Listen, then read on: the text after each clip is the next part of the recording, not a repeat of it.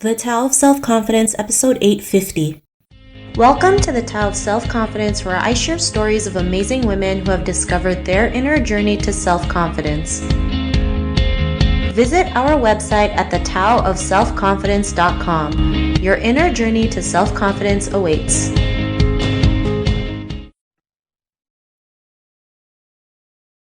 Well, hello, friend. Welcome to the Tao of Self-Confidence, where I share stories of amazing women who have discovered their inner journey to self-confidence. I'm your host today, Sheena Yap-Chan, and today I have an amazing lady on the show today. She is a Logistics Readiness Officer of the United States Air Force, and I'm super excited to have her on today to share her story on confidence. And so without further ado, I'm going to introduce you to Joanne Whitlock. Joanne, how are you today? Maybe you can fill in a little bit more about yourself to the listeners. Hey, Sheena. Hi. Thank you so much for having me. So honored to be on this podcast. Very excited. Yes, like you said, I'm an Air Force officer. I've been in for about 10 years now, born and spent my early childhood in the Philippines, and then later childhood and like early adulthood in Florida. So I'm immigrated over here. Got my bachelor's in biological anthropology, master's in forensic science, and I was a forensic investigator for a few years in the Washington, D.C. area before I decided to join the Air Force because I come from a family of just military members and service. So like I said, I've been doing that for about 10 years now. I've been deployed to Africa, Middle East, and have been stationed at various locations across the country and overseas. So it's been quite a big ride, and I've thoroughly enjoyed it. But really happiest when I'm traveling, which is why I'm a big part of the military and, exploring just the world, big adventurer, travel junkie. So it kind of fits my personality. Thanks for sharing that. And I know we've talked before because I interviewed you on a previous podcast. And I just love your story, everything that you've done, because it's not typical, especially in our culture. But Joanne, I wanted to ask, what's your cultural background? So I'm actually full Filipino, born and raised in Manila. Like I said, naturalized American citizen because my stepfather, who is American, who's actually the only dad that I know. I don't know my biological father. He adopted me and my siblings. So that's how we got over here to the States, but very strongly identify with my Filipino roots, whether it's from the language to the food to the heritage, certain traditions. I'm very much Filipino through and through. So Filipino American, raised Roman Catholic, like many Filipinos. So still go through some of the traditions. I still call my older siblings, ate and kuya, all that. So Filipino heritage and pride is definitely who I am, and being American and being American patriotism, that's my why. Thanks for sharing that. And, we really can't deny the Filipino food, right? It's just so good. I mean, garlic rice every day, you can't say no to that. So thanks for sharing that. And what'd be your favorite self-confidence quote? So I was thinking about this, and I can't really pinpoint one. Like, I'm a big quote person. I'm a big inspirational words kind of person, reading them online on that. But all the ones that I do love and kind of put together, they all relate to just the concept of being naturally and faithfully you and believing in yourself. So some of my, as I said, I don't have a hard one, but some of my favorite self-confidence quotes, Maya Angelou said, "You alone are enough and you have nothing to prove to anybody." Another one is by Wayne Dyer. "Remember that you cannot fail at being yourself." So like I said, I just love quotes that are all about just being yourself. Bruce Lee, one of my favorites. "Always be yourself and have faith in yourself. Don't go out and look for a successful personality and try to duplicate it." I definitely try to live by that and just be uniquely me. One of my favorites is, I have no idea who said it, saw this a long time ago, wrote it in my notebook and my planner and kind of read it. Don't downgrade your dreams to match your reality. Upgrade your belief to match your vision. I love that. It's always a great reminder because, we always feel like we have to be somebody else, especially in our culture, right? We're constantly told to live one way in life, never rock the boat, stay in the background, but that really hurts us, right? And this is why, there's less Asian women in leadership. We're easy targets for the Stop Asian Hate movement. And it's really up to us to show up as our true selves, to speak up, to showcase that, we are not defined by our negative stereotypes. So I really loved all the quotes that you mentioned. And in your own words, how do you define self-confidence? So my basic definition of self-confidence is probably just being secure in who you are. That's physically, mentally, and emotionally, just overall encompassing you, just being secure in who you are. And that doesn't necessarily mean that you're the perfect person or perfect specimen in any way, or any of the three, but that you own where you are in your journey with no apologies. know where, maybe your setbacks or where your failures are and where you can be better, but just owning who you are without any apologies and just being secure in that. No, and then with that kind of goes hand in hand is not feeling the need to compare yourself to others or not needing to seek constant validation. Like your success is not based on other people. So obviously everybody knows validation is always a great boost to have, but allowing that to be what only defines you and your self-worth, that's a different story. So not needing the validation, but obviously we all love validation. Yeah, I totally agree. Especially when, we're constantly compared to our sisters, our cousins, our daughters, it can take a toll on us. And then if we feel like we constantly need validation and really it's all about how you want to live, how do you make yourself happy? Success, everyone's definition of success is always different, and that's okay because we're all different people. And I like how you mentioned being secure doesn't mean like you're 100% confident. It's like you can be scared and vulnerable and still show up as yourself. So really being your authentic self is really, the most important part. I know it's easier said than done. It's a little bit cliche, but it's true, right? It's really true. And the more we ingrain that, the more people can realize that. So I love your definition. Like growing up in a Filipino household, you were supposed to be a nurse, a doctor, a lawyer. Like those were kind of embedded in you, like you said, those stereotypes. And I think, I kind of followed that up until a point where just being uniquely me, those things were not where I was meant to be. Yeah. And you have a great story. I mean, you went from you went from a forensic investigator to working in the Air Force. So we'll get into that a little bit later, but I wanted to ask you, what was your life like before you discovered self-confidence?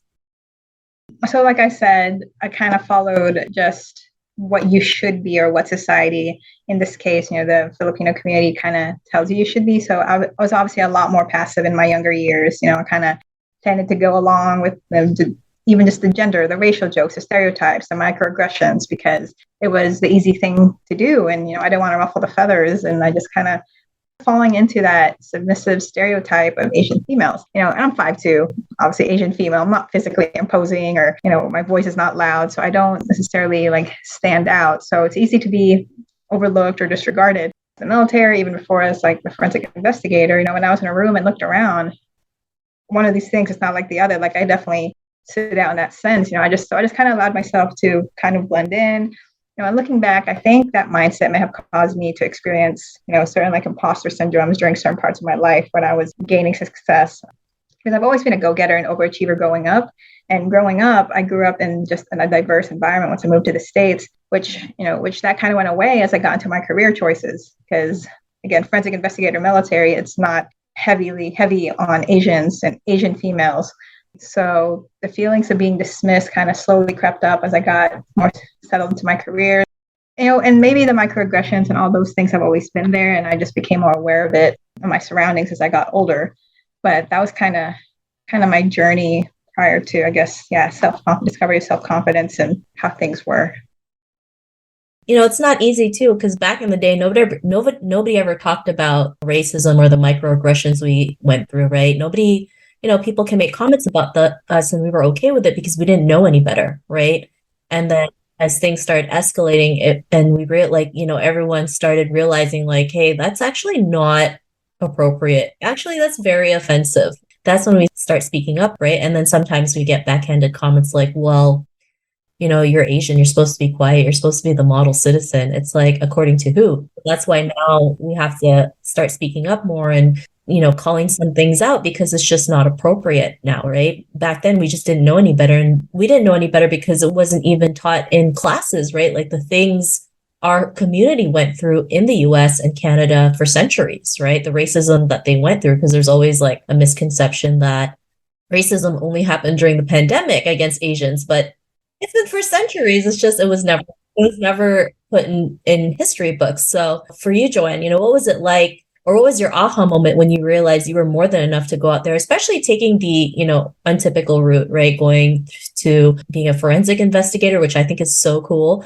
Going from that to the U.S. Army, U.S. Air Force, right? Which is another amazing thing, which is also not typical for an Asian female, especially in your role. Like you're in a more leadership role, which is phenomenal, but it's not really talked about enough. What was your aha moment? I don't know if I exactly recall like one major moment that I would say was my aha moment in life. It was kind of more of a culmination of all the various experiences throughout my adult life and career. So as a forensic investigator, I worked with police and detectives quite a bit. And male detectives used to tell me in my early 20s when I was an investigator, hey, you're too pretty for this line of work. And at the time, I'm just blowing it off. But, then as I transitioned to another profession that's also extremely male dominated, the Air Force and the military, and at both white male dominated at that.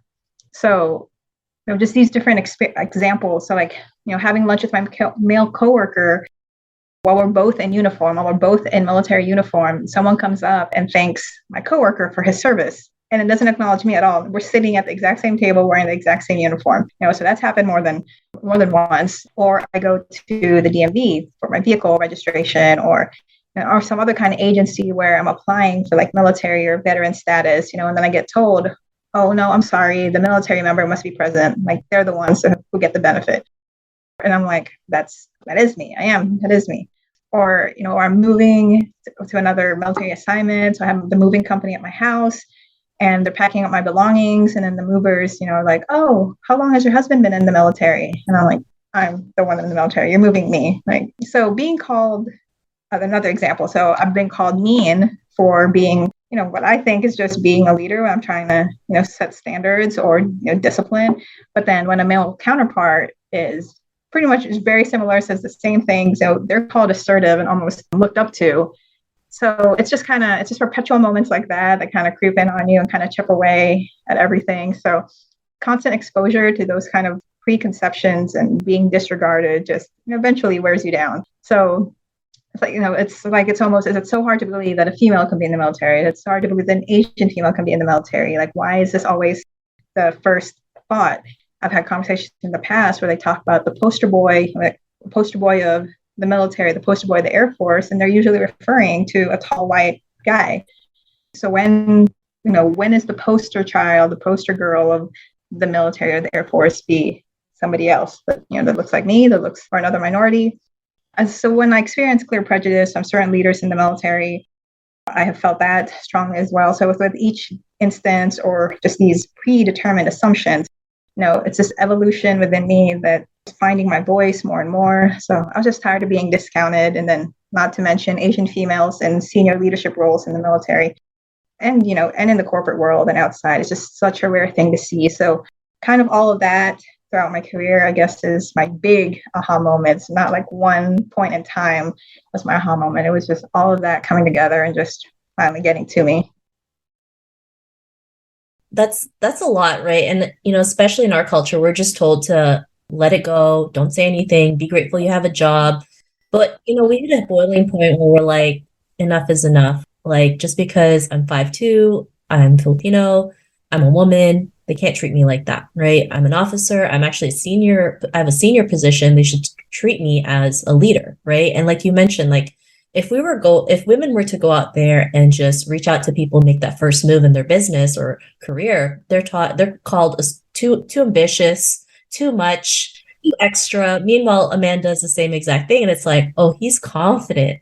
They get praised while we get belittled, right? And society is just, to be honest, too harsh on women in general, even more so women of color. And this is why we need to learn to be kinder to ourselves, to break that cycle, to break how women are seen, because it's going to take a lot of unlearning for society to realize, like, hey, this is not working anymore. Like, women aren't secondhand to men. We need to, we should be at least equals, right? And we don't want to wait 130 years to reach gender parity, because that's just too long. Taylor Swift song, "The Man," that song by Taylor Swift, hands off. Like that is my like theme song when I'm just driving on myself and need like just go-to music after certain experiences like this. Yeah, I love it. And, because of, your realizations and your experiences that you've been through, what's your life been like now? So really, like I said, that evolution within me where I've just been finding my voice more and more, I no longer doubt whether I belong somewhere or whether my skills are enough.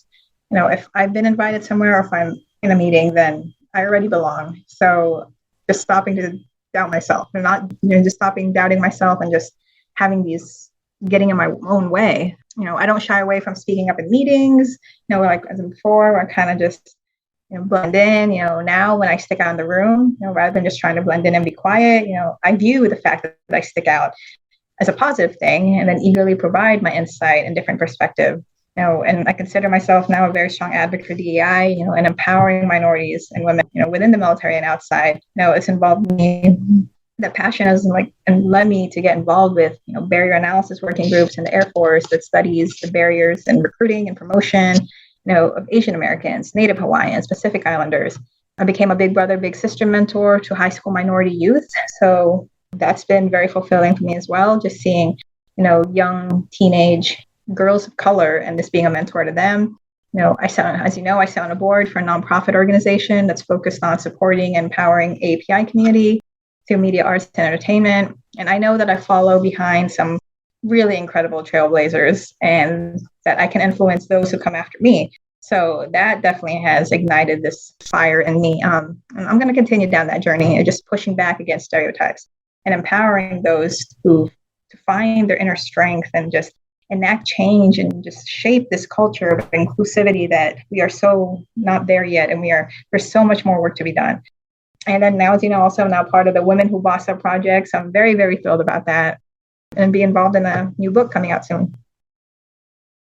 Yes, and you're one of our featured authors. You're going to change so many lives and just change the way how women are seen in the military, especially in leadership roles, because it needs to be done, right? 2022, and we're still dealing with, pretty much the same stuff. It's like sometimes we go one step forward, two steps back, but just because that happens doesn't mean we stop. We keep moving forward. We might have to work 1,000 times harder to get the message across, but if we don't do it, no one else does, right? And I always say, if you want representation that you crave for, it really has to start with ourselves, regardless if we have no clue what we're doing. So excited that you'll be in our upcoming book. And, to the woman who's listening to your episode, she may be in her own journey to self-confidence. What would be that one tip you'd give to her?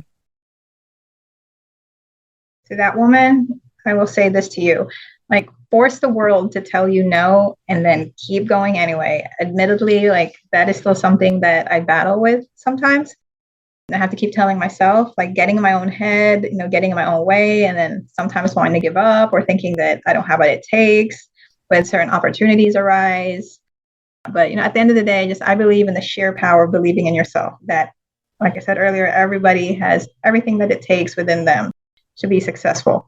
So just not letting yourself be your own worst enemy and being your own hindrance to your own progress and success. Boldly take on the world, I guess, is a good way, and just force the world to tell you no, force other people to tell you no. Don't be the one that tells yourself no. Force the world to tell you no, then make it a goal to prove them wrong and keep going anyway.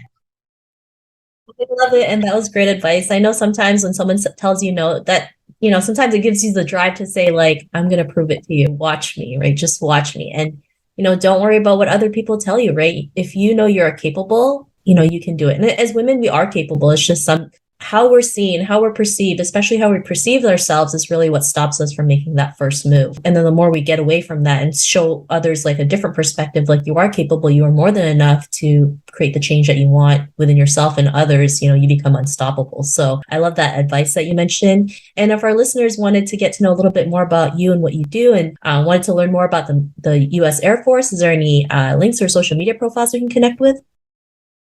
Yes, definitely. Connect with me on LinkedIn. That URL is just Joanne-Whitlock. So my first name -Whitlock. Very active on LinkedIn.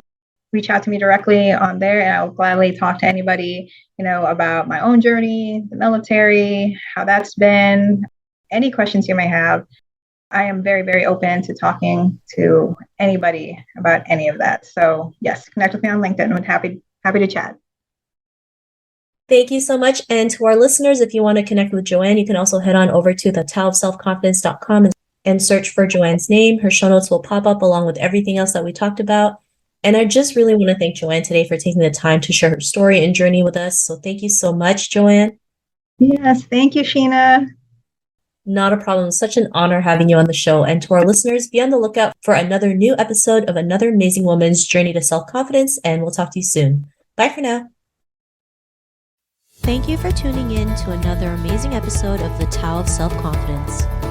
You can order your copy of Asian Women Who Boss Up book by visiting our website at thetaoofselfconfidence.com. Your inner journey to self confidence awaits.